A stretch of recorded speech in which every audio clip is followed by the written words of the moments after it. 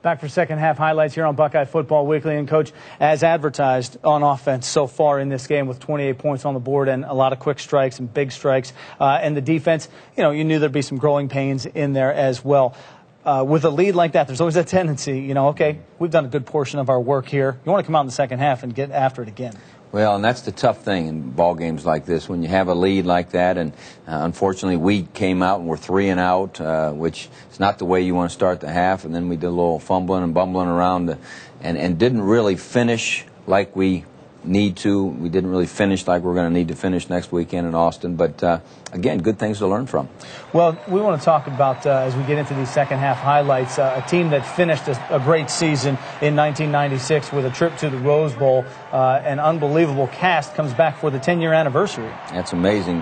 Guys like Joe Germain have been gone for 10 years, and Luke Fickell was in that group, and Coach Haycock was on that staff, yeah. And it was a great reunion of a great team. And all those guys talking about how they hadn't seen anybody, and they love just getting back and seeing some Buckeye football here. That's right. Well, after we went 3 and out, unfortunately, they moved it down the field a little bit. There's see Marcus Freeman coming in and making a play and forcing them to kick their second field goal, and it wasn't the way we wanted to start the half, going 3 and out and allowing them to score points. Yeah, Chris Nendek, a 35-yard field goal in this game, also a 38-yard field goal, so that's how they put 28-6 on the board. There you see Jamario O'Neal on a good kickoff return. People are going to do all they can do to kick it away from Teddy, and so we've got to make sure we've got good guys back there, and here we are now heading on the offensive side, so a little bit better there.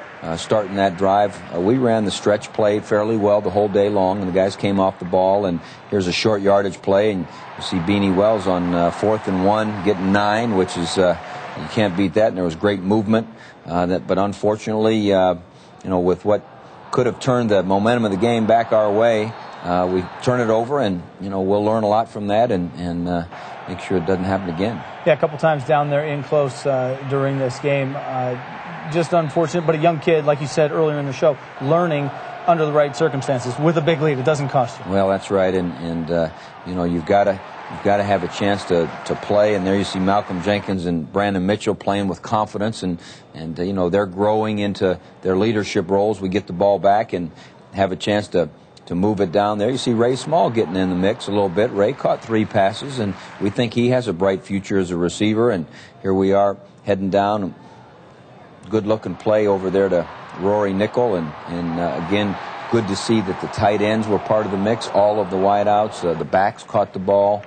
Tight end caught a couple passes, so we feel good about that. And here we are with Antonio Pittman doing a good job getting in the end zone. Troy Smith certainly did a good job of spreading it around, and the offensive line surge is what keyed the passing game, keyed the running game on this particular day. And with things well in control, did you rotate enough guys, you think, this week?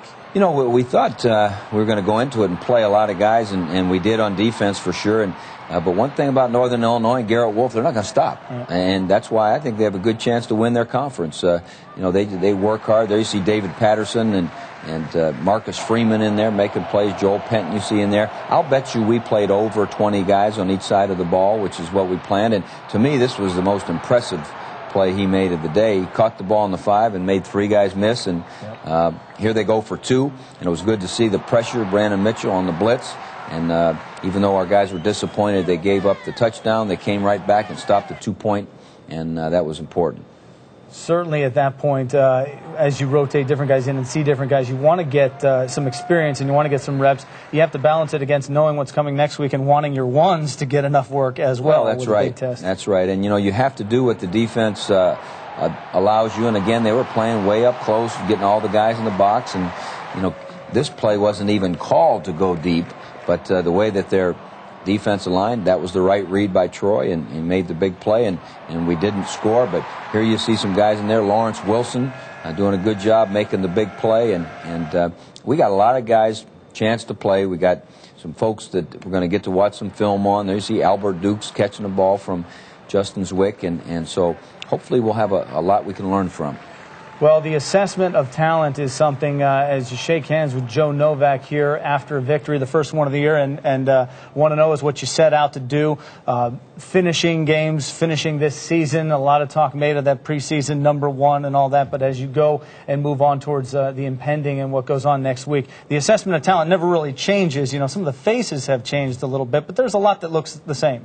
Well, there are a lot of things that look the same. Some need to get to looking more like the same. But, you know, it's game one. And, you know, as we always say, unlike high schools with their scrimmages and NFL with their 4 exhibition games, this was our first one, and we're going to learn a lot from it, and we have to take a giant step. We took a small step today. We'd have to take a giant step next week. All right, after the break, Buckeye Profiles with a couple of giant guys, TJ Downing and Doug Daddish. Stay with us.